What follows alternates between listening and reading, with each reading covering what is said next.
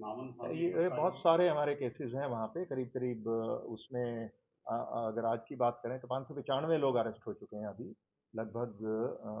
उसमें 100 से भी ज़्यादा केसेस हैं जो अलग अलग ज़िलों में दर्ज हैं, और 595 अरेस्ट हो चुकी हैं, और करीब 150-200 लोग प्रिवेंटिव अरेस्ट हुई हैं। तो एक उसमें बहुत सारे केसेस हैं, और बहुत सारे केसेस में चार्जशीट हमारी कोर्ट में जा चुकी, चालान तैयार है, तो उसका ट्रायल चलेगा। इस बारे में जो मैंने आपको शुरू में कहा कि भाई इंडिविजुअल केसेस की हम बात नहीं करेंगे, वो जो हमारी हर केस का एक अलग स्वरूप होता है, उसके फैक्ट्स अलग होते हैं, तो उसका ये चीज़ें सब जुडिस भी हैं, बेल एप्लीकेशंस लगती हैं, तो वो सारी चीज़ें हम इंडिविजुअल केस के मेरिट्स की बात नहीं करेंगे। बाकी जिस केस में जिसका भी रोल आएगा उसके सर, ये हम कहा जा रहा है कि बैलेंस करने के लिए पहले बीटी नहीं, ऐसा बजरंगी कोई और बैलेंसिंग नहीं, मानेसर को कोई बैलेंसिंग नहीं करते, एविडेंस पे काम होता है, और उसमें हम किसी भी जो क्रिमिनल है, ऑफेंडर है, उसकी जाति, धर्म और ये सब देखने का काम नहीं करते। वो मैंने आपको अभी एक रिक्वेस्ट की थी कि इंडिविजुअल केसेस और उसमें हम चर्चा नहीं करेंगे, और मुझे लगता है कि अब काफी हमने बात कांग्रेस की बात हो सर, एक गई। आखिरी बात जी और जी।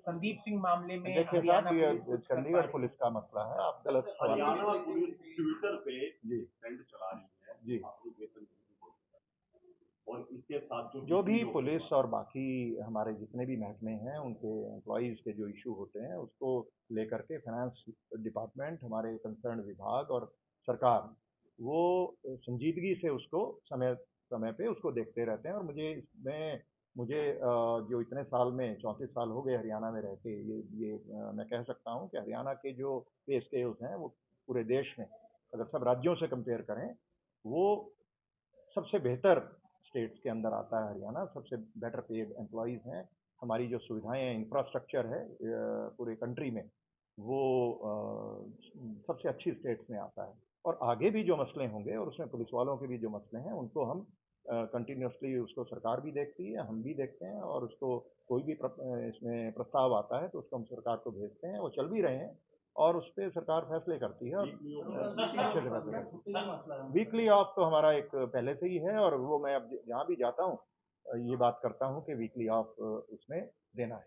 एनसीआरबी के डाटा जो है पहले सार्वजनिक किए जाते थे एनसीआरबी के, लेकिन अब वो डाटा नहीं किया जाता। ये एक मसला है, हम देख लेंगे कि क्या है। एनसीआरबी में वैसे सब कुछ आता है, वो crime in India, crime home guard के जवान अब कंधे से कंधा मिलाकर हरियाणा पुलिस का साथ दे रहे हैं, उनका भविष्य क्या है? पक्के होने वाले हैं होमगार्ड के जवान? वो अलग विभाग है, वो होमगार्ड के डीजी ही आपको बताता हूँ। थैंक यू जी। है कि आज करनाल में आने का मौका मिला है, और इससे पहले मैं गुड़गांव, फरीदाबाद और रोहतक अभी तक जा पाया हूँ। आज करनाल, कल सोनीपत, अगले हफ्ते हिसार, और बाकी सब हमारे रेंज हेडक्वार्टर्स और पुलिस कमिश्नरेट्स हैं जो वहाँ पे इसी महीने उनका विज़िट करके और अफसरों के साथ इंटरेक्शन और जो हमारी प्रायोरिटीज़ हैं उनके बारे में चर्चा करेंगे। और आज भी करनाल रेंज में हमारे एसपी साहिबान भी यहाँ पे हैं, और जितने हमारे डीएसपी, एसएचओ और हमारे ग्राम प्रहरी, उन सब के साथ आज इंटरेक्शन रहेगी शाम तक। और इनमें हमारी प्राथमिकताएं जो हैं, वो लोगों की अच्छी प्रभावी सुनवाई हो जाए, और साथ साथ महिलाओं की सुरक्षा, क्राइम कंट्रोल, गैंगस्टर्स और इस तरीके की जो समस्याएं हैं, साइबर क्राइम्स, इन पे अंकुश लगे। रोड सेफ्टी को बेहतर बनाना, इन्वेस्टिगेशन को बेहतर बनाना, टेक्नोलॉजी का समावेश करना अपने काम में, तो इन सब बातों पे चर्चा होगी। जी, इस बारे में कुछ हमने इनिशिएटिव शुरू किए हैं। पहले हमने गुरुग्राम और रोहतक को चुना कि भाई इनमें हम एक बड़ा शहर है, बहुत बड़ा एक मीडियम शहर है, कि यहाँ से हम एक बार समझते हैं समस्या का एक्सटेंट क्या है। तो वो समझ के हमें सब अफसरों से बात करके, ब्रेनस्टॉर्मिंग सेशंस करके, एक जो इनिशियल स्ट्रेटजी बनी है, जिसको और हम बेहतर बनाएंगे समय के साथ, तो उसमें ये रखा है कि भाई जो हमारी डायल 112 का बहुत अच्छा सिस्टम बन गया, तो उसको हम इफ़ेक्टिवली जो महिलाओं की हमारी हेल्पलाइन है 1091, उसको हमने उससे इंटीग्रेट कर लिया है। और जितने भी हमारे स्कूल कॉलेजेस हैं, महिलाएं जहाँ भी दफ्तरों में काम करती हैं, उनके ऑफिसेज के साथ टाई अप करके सभी महिलाओं को हम परसुएड करेंगे कि वो रजिस्टर कराएं अपना। अभी आप थोड़ा समय दे दें, एक बात कर लें, हम एक इंडिविजुअल बातें नहीं करेंगे, इंडिविजुअल केसेस की। सबसे पहले आप जो मुद्दा है 50% पॉपुलेशन का। सबसे पहले आपको बताइए, आप हरियाणा के बीच भी बने और करनाल में पहली बार आए, आपको जी कम भी है जी। करनाल में तो बहुत बार आया हूँ, लेकिन डीजी बनने के बाद तो मैं अभी आपको वो बता रहा था, उस पर आपका पहला सवाल रह गया, उसको पूरी तरह कर लें। पुलिस फोर्स के मुलाजिम लगाए गए हैं गाँव के अंदर, जो क्रिमिनल लोग हैं, तो नौकरी कम है, उसके बावजूद भी काम ज्यादा हो गया है। हाँ, अभी उस पर आएंगे। अभी आपके पहले सवाल का जवाब चल रहा था। तो महिलाओं को हम ये परसुएड करेंगे कि 112 पे रजिस्टर करना, वो चाहे कॉल करके कर लें या कोई लिंक से करें, साइट पे जाके कर लें, तो उससे अगली बार उनको फ़ोन करने की, जो फ़ोन करें रजिस्टर्ड मोबाइल नंबर पे, तो नाम बताने की आवश्यकता नहीं है। उनके पास पहले से होगा, और उसमें अगर लोकेशन शेयरिंग भी वो कर लेते हैं तो हमें उनको ये भी बताने की आवश्यकता नहीं है कि वो कहाँ पर हैं। और इसमें कोई भी दिक्कत आती है तो ऑटोज़ का एक डेटाबेस, ऑटो अनरेगुलेटेड है अभी। टैक्सीज और ओला उबर वो रेगुलेटेड हैं, लेकिन ऑटोज अनरेगुलेटेड हैं, तो उनका डेटाबेस हम जितना भी कुछ पहले भी प्रयास हुए हैं उसको फिर से एक बार बनाना, और ताकि हमें हर ऑटो का नंबर, और वो नंबर अंदर होना चाहिए, जिसमें महिला अगर सीट पे बैठी है तो उसके आगे नंबर, ड्राइवर का नाम, मोबाइल नंबर, और उसको सिर्फ एक फ़ोटो खींच के 112 पे व्हाट्सएप करनी है।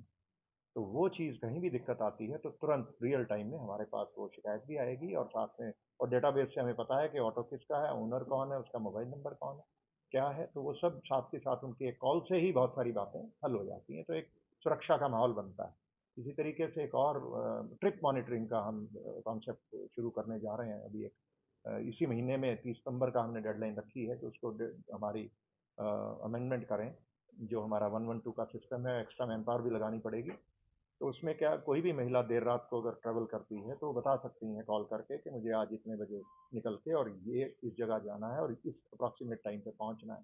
तो 112 उनको बीच में भी और ट्रिप खत्म होने के बाद भी कॉल करके सुनिश्चित करेगा कि वो सुरक्षित वो पहुंच गई। एक कॉल की बात है, लेकिन उससे एक अच्छा सेफ्टी का एक फीलिंग आती है, माहौल बनता है अच्छा। तो एक मॉनिटरिंग, ट्रिप मॉनिटरिंग का कॉन्सेप्ट हम अक्टूबर में इसको हम शुरू कर पाएंगे, मुझे ऐसी उम्मीद है। पूरे हरियाणा में सभी जी, पूरे हरियाणा में ही करेंगे जी। अगर हमारा इसमें अभी 30 सितंबर तक वो उसको कुछ बदलाव सॉफ्टवेयर में लाने होंगे तो उसमें इतना समय लगता है, तो अक्टूबर में हमें उम्मीद है कि इसको शुरू कर पाएंगे।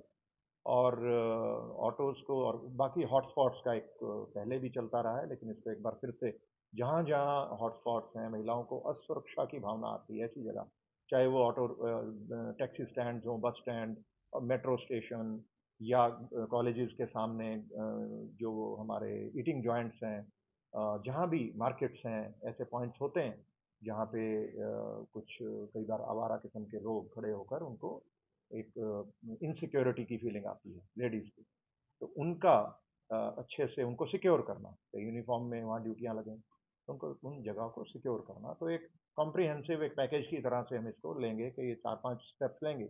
रूरल एरियाज़ में भी ऐसे पॉइंट्स हैं, हॉटस्पॉट्स हैं, जहाँ पे कॉलेज की लड़कियाँ आती हैं, एक साथ उतरती हैं, फिर अपने अपने गांव में जाती हैं, तो ऐसे बस स्टैंड हैं और ऐसे हॉटस्पॉट पॉइंट्स हैं जहाँ पे महिलाओं का अक्सर आना जाना रहता है और उनको सुरक्षित महसूस नहीं करते हुए, तो ऐसी जगह को चिन्हित करना और उन पे काम करना।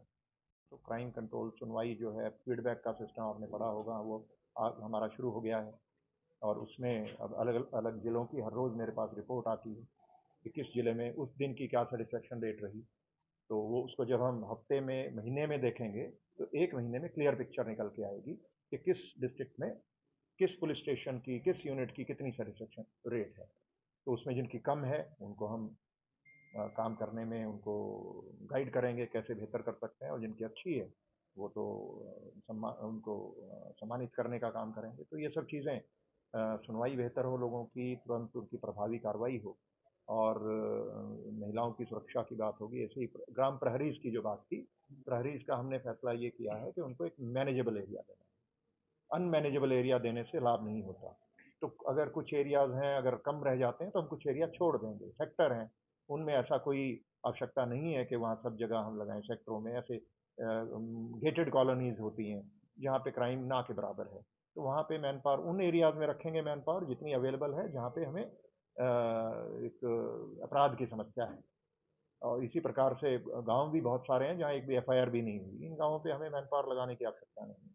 तो एक प्रायोरिटाइज करना उसको अवेलेबल रिसोर्सेज के मुताबिक, तो वो करने की आवश्यकता है। तो इतने हम ट्विकिंग उसको करेंगे सिस्टम की।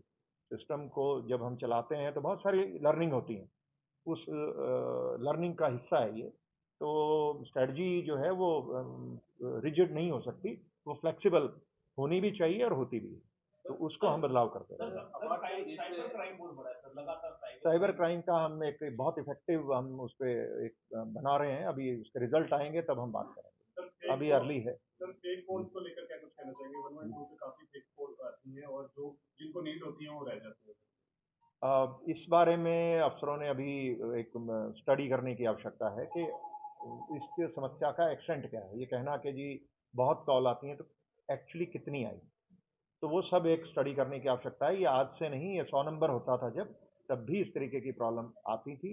और क्योंकि वहाँ पे हमारी महिलाएं बैठती हैं, लड़कियाँ बैठती हैं, तो इस किस्म के लोग भी रात को कई बार फ़ोन कर देते थे, तो उनका भी इलाज हम करते थे। तो इसमें भी वैसे ही करने की आवश्यकता है। पर अभी उसको मैंने कहा है कि एक बार समस्या कितनी बड़ी है इसको समझें। क्या और गिरफ्तारियां हो सकती हैं सर?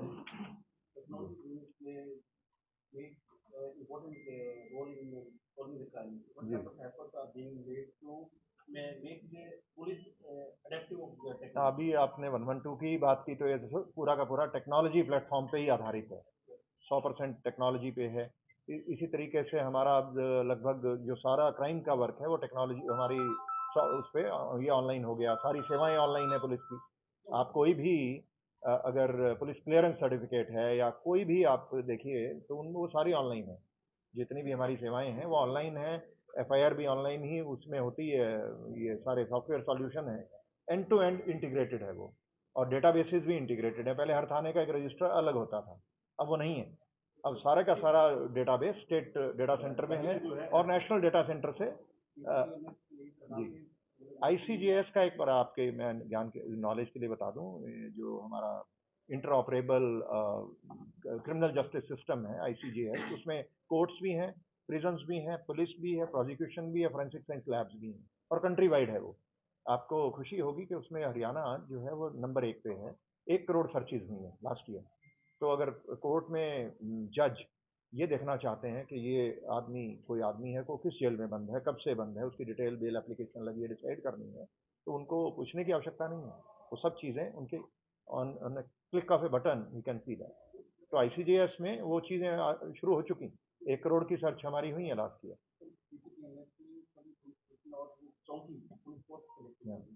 पुलिस पोस्ट पे हम लेके जा रहे हैं।